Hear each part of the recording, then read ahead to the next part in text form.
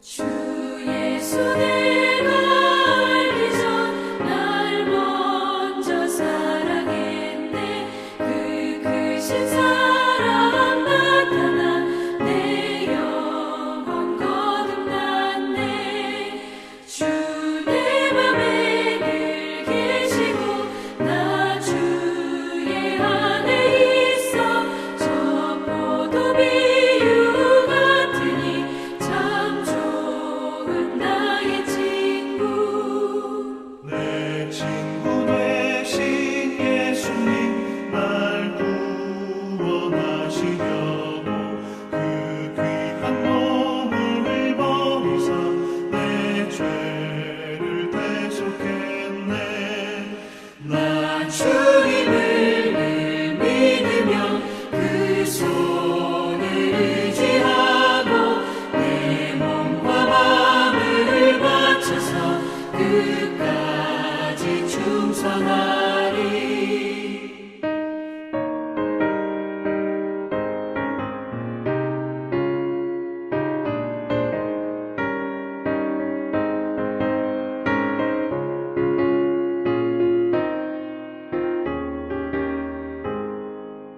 내 진실하신 친구여 그 은혜 내려주사 날 항상 보호하시고 내 방패 되옵소서.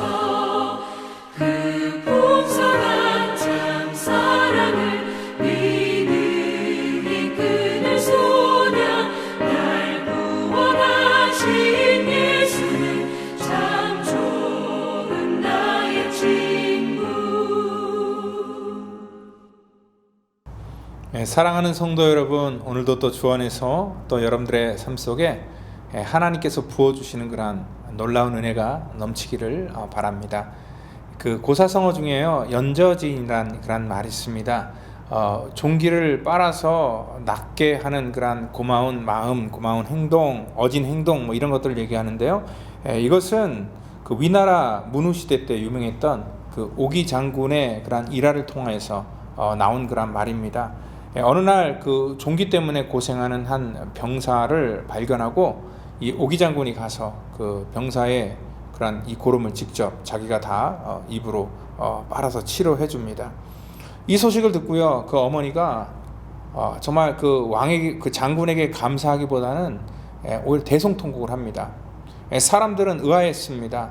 아니 왜 어머니가 자기 아들의 그러한 이 병을 이렇게 직접 사랑으로 만져주는 그러한 장군의 행동에 대해서 왜 저렇게 대성통곡할까? 그 어머니 말이 그렇습니다.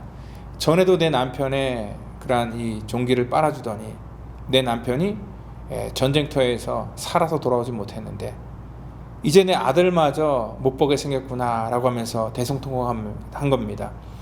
그 자기 남편도 자기를 지극하게 그렇게 생각하는 그런 장군을 위해서 목숨을 걸고 싸우다가 전쟁터에서 전사를 했는데 자기 아들도 그러한 은혜를 입었기 때문에 아마 목숨을 걸고 그 오기 장군을 위해서 싸울 것이다. 그래서 아마 내 아들도 정말 보기 힘들 것이다. 그러한 얘기에서 나온 것입니다. 이 장군은요, 사실 이 유명한 장군이 될 수 있었던 것도 뭐냐면 바로 이러한 병사들의 마음을 그가 직접 샀기 때문에 이러한 유명한 장군이 될 수 있었다는 것입니다. 그만큼 우리가 마음을 산다는 것 굉장히 중요한 일입니다. 오늘은요, 우리가 이 마음을 산다는 것에 대해서 같이 한번 은혜를 나누기를 원합니다.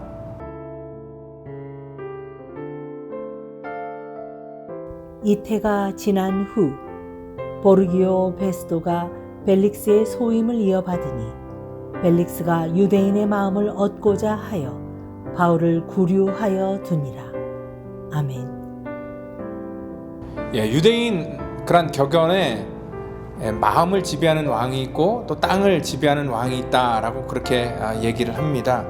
특별히 정말 유명하고 위대한 왕은 땅을 지배하는 왕보다는 백성들의 마음을 지배하는 그런 왕, 그 왕이 정말 위대한 왕이다라고 그렇게 얘기를 합니다.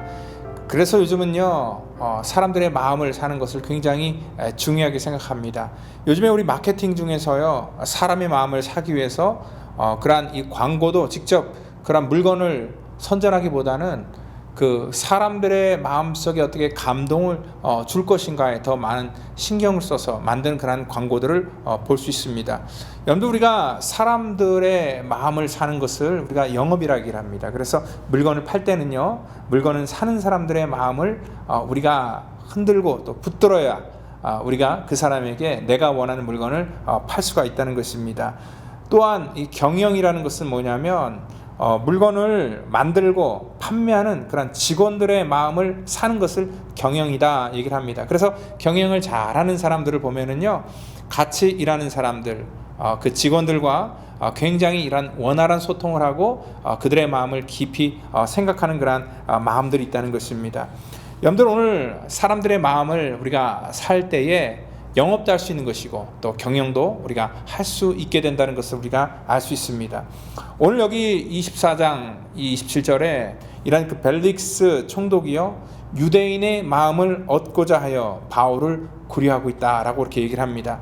사실 이 벨릭스는요 바울을 이렇게 신문에 봤더니 이 바울에게 뭐 특별히 구려할 만한 그러한 문제점이나 그러한 이 그들이 고소하는 그러한 내용처럼 어떤 죄목을 그가 발견할 수가 없었습니다. 그래서 사실은 이 바울을 좀 풀어주고 싶은 그러한 마음도 있는데 오늘 자기가 통치하는 그러한 이 유대인들이 혹시 자기가 그러한 일들을 행할 때 자기에게 또 이 대항을 하고 또한 그들이 어떤 그 봉기를 일으킬까봐 그들의 말을 들어주고 바울을 구류하는 그러한 선택을 하는 것입니다.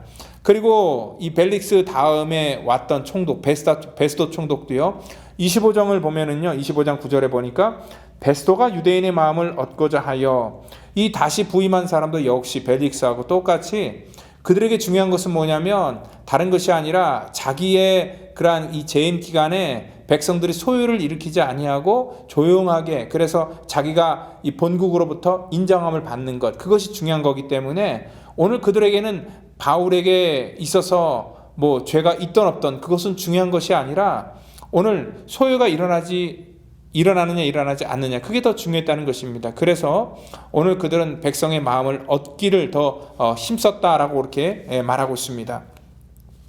여러분들 이번에 우리 미국에서도요 이제 대선이 치러집니다. 이제 뭐 트럼프 대통령과 또한 이 바이든 이 대통령 후보가 이제 경합을 지금 한창 벌이고 있는데요. 이 대통령 후보들도 항상 어떻습니까? 어떻게 하지 백성들의 마음을 붙들어서 한 표라도 더 자기 것으로 만들 수 있을까? 굉장히 고민하면서 여러 가지 이 공약들을 내거는 것을 볼 수 있습니다. 왜냐하면 정치인들의 생명도요. 이러한 이 백성들의 마음을 잡고 또 그 마음으로 통하여서 자기 사람으로 만드는 것 이것이 이 정치인의 생명이기 때문에 그렇다는 것입니다. 그래서 자기 진영에 가장 유리한 쪽으로 또 여러 가지 그러한 이 공약들을 많이 만들어내는 것을 볼 수 있습니다.